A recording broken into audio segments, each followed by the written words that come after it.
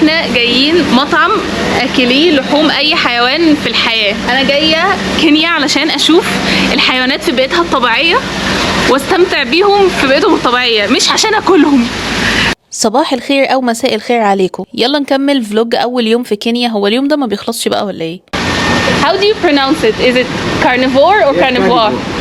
Carnivore. Yeah. Okay. المطعم ده بيقولوا لازم اي حد يجي كينيا لازم يعدي عليه.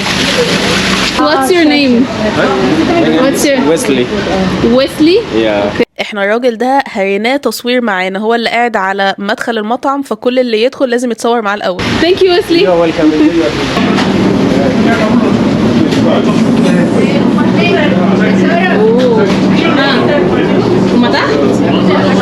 طيب يا جماعة، فكرة المطعم ده ان هو تقريبا اي حيوان بيمشي في الغابة بياخدوه وبياكلوه، فده مكان لاصحاب المزاج العالي قوي في اللحوم. انا اصلا ما باكلش اللحمة وما بحبهاش، يعني تقريبا ما باكلش غير فراخ وسمك، بس كله بيقول ان هي تجربة لازم تتجرب لما تروح كينيا. Which one is the ostrich?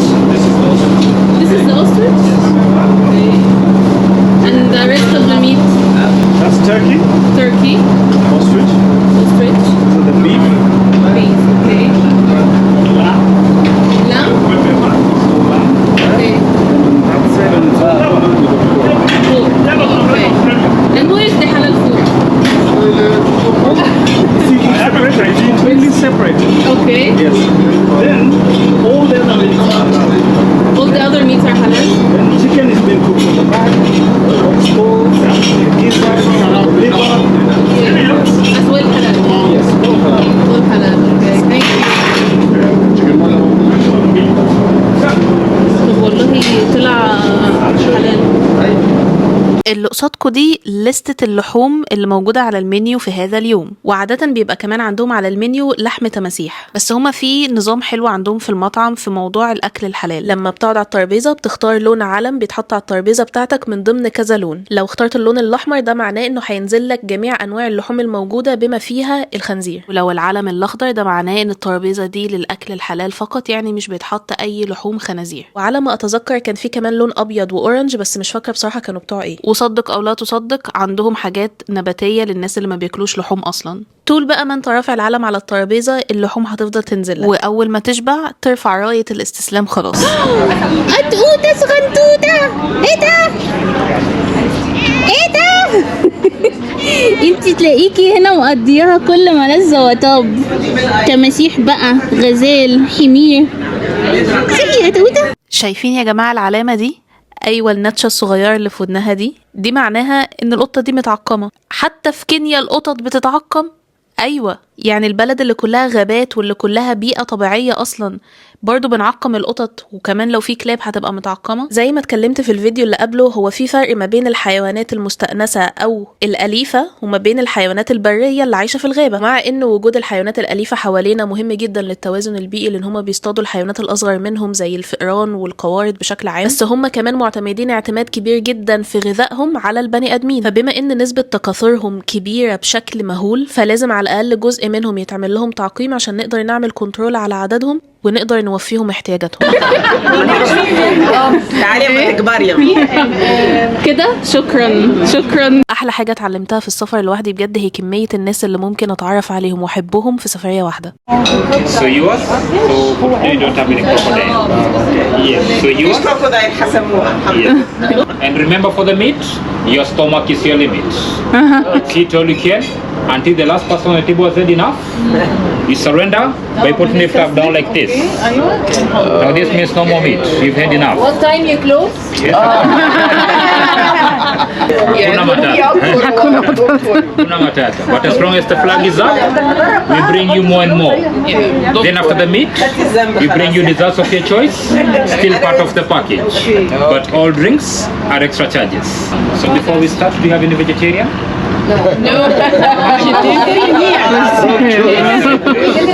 Would have called the police. Yes. So did it start? Did it start? Yes.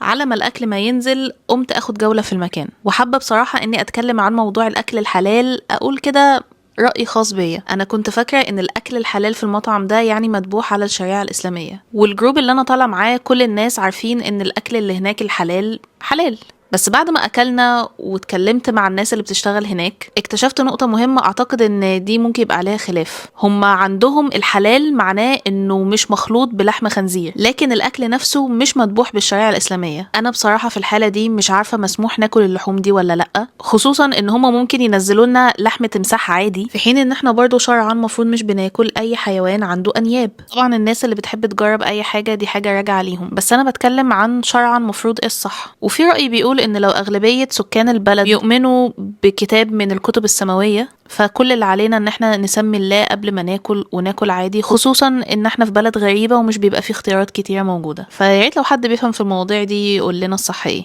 المهم انا مش عارفة انا دخلتكم معايا الحمام ليه، بس انا كان عندي فضول اشوف الحمامات اللي من غير شطافات دي شكلها عامل ازاي. هحكي لكم عنها في فيديو تاني. المهم يا جماعة وانا باخد لي واحدة بروتة كده في الطبيعة الخلابة الشبه ممطرة، شفتوا اللي جري جنبي على الشجرة ده ايه؟ دي قرود عادي زي الكلاب والقطط عندنا كده. متخيلين كمية التصالح النفسي اللي الشعب ده عايشه مع الحيوانات البرية حواليهم كده عادي؟ سؤال بجد دايما بسأله لنفسي، هو ازاي ممكن يكون في ناس في الدنيا ما بيحبوش الحيوانات؟ ازاي ممكن يكون في ناس في الدنيا مش بيستمتعوا بوجود الحيوانات حواليهم؟ ازاي في ناس لغاية دلوقتي بتتقرف انها تلمس حيوان ولا بتخاف انها تقرب من حيوان؟ ازاي ما عندهمش فضول ناحية الكائنات المبهرة دي؟ سلطاتك بابا غنوجك. رجعت بقى للترابيزة، كانت السلطات كلها نزلت، الجزء اللي فوق ده للصوصات والجزء اللي تحت للسلطات، بس يعني شغل فاخر من الاخر. ناكل بقى نقعد نصور. ايه العطله دي؟ انا نسيت انا ابتديت منين. لفيت من انت اوعي سيبيني هناك كده، لفيت مرتين. لا سيبيني هناك. ابتدينا بأول صنف معانا وهو سوسج الفراخ، وبيقول لنا ان هو يفضل مع صوص الجارليك. Some chicken sausage. Yes please.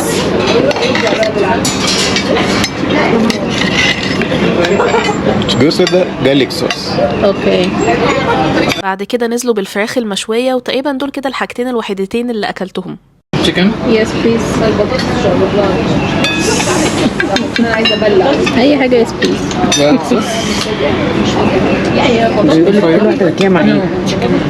اوكي. والحاجة التالتة اللي في الطبق دي بطاطساية مشوية عادية جدا. جماعة انتوا جايين كينيا وخايفين من حيوانات؟ بعدين ممكن يكون حيوان اخر. مش كل حاجه جارليك. والله هو اللي قال. ما هو قال لك التشيكن والتشيكن سوسج. اللحمه بقى حاجه تانية. سموا الله يا جماعة ان كيس انه طلع حاجة كده ولا كده في الاخر. انت اللي بتعمله غلط. يعني so much. نايس. حلو قوي. اعذروني يا جماعه، انا كنت فاكره ان الكاميرا كل ده قاعده بتصور الاكل او بتصورني وانا باكل، ما كنتش عارف ان هي ولا جايبه راسي ولا جايبه الطبق اصلا، فاستحملوني معلش. Tomato relish. What kind of beef? Beef ribs. What kind of animal? Of a cow. Cow? Maybe a small one. بس حلوه. اصل انا Okay. اوكي. حلوه والله. اصل انا يا جماعه اصلا ما باكلش لحمه. Tomato relish. بس هي حلوه بجد. بس انا عندي يعني Beef ribs for you. ايه ده، ما كنت دقتي من على البوفيه جوه. انا بجد وقفتوا جنبه خدتي لحظه كده. ايوه شمة. انا يعني ده الماما. Tomato relish sauce. بتعملي كده ايه؟ والله يا بنتي انا ما باكلش لحمه. طب جربي. ما هي مش هو قال مع صوص ايه؟ توميتو اللي في وشي ده. باين. ايه توميتو ده؟ لا صوص كشري. يس. جرب من غير صوص الاول. هو اللام ده اللي هو بيبي اللام. البيبي قصدي. نو ثانك يو. شبهي قوي. هي اصلا بتبقى فيها دهن شويه اللم. هيبتدي بقى ينزل رجول بقى بقر. رجول وكرشه مش عايزين نعرفها دلوقتي يعني. قرفينا في الاكل مش دلوقتي. اصبري. مش حاجة هي عظمة. طول القعدة بقى كده يجيبوا لنا سيخ فيه نوع من اللحوم ويقعدوا يوزعوه علينا، واللي عايز ياخد واللي مش عايز يقول له شكرا. نو ثانك يو. يس سمول. Well done or medium. لا ولا نو ثانك يو. يا دي اجنحه فراخ عادي، انا عارفه ان شكلها يخض شويه، بس بصراحه انا ما حبيتش الاكل يعني. اوعي تطلعي تكلمي عن الرفق بالحيوان. احكي لنا بس عن تجربتك كده في الاول. لا يعني ايه، في رفق فظيع حصل دلوقتي. والله هو انا مش قلت له نو ثانك يو 500 مره؟ بس هو بيحب. هو والله كان بيتحلع. اصل انت مش هينفع تطلع فعلا، انت طلعتي تتكلمي عن المحتوى ده بقى في المطعم ده احنا في مطعم اسمه كارنيفورس، يعني اكلوا اللحوم، ما مش عارف اسمع بس صوت المحتوى هنا. بجانب الهزار، انا ما اعتقدش ان انا لو زرت كينيا ممكن ازور المحل ده تاني. اولا كسعر هو اوفر برايسد جدا، ثانيا كفكره مش مكاني خالص. بعد كام ساعه يا ربي، مش دماغي تعبانه مش قادره احسبها. انا صاحي من 10 الصبح يوم الاحد، ودلوقتي داخله على 10 بالليل يوم الاثنين. انا كده صاحيه كام ساعه؟ حد يحسبها لي بقى. حتى مش قادره ان انا اغير هدومي عشان انام، عايزه انام كده زي ما انا. first day، اول يوم في كينيا انتهى الحمد لله، كان لطيف بس كان متعب جدا. واشوفكم بقى بكره في day 2.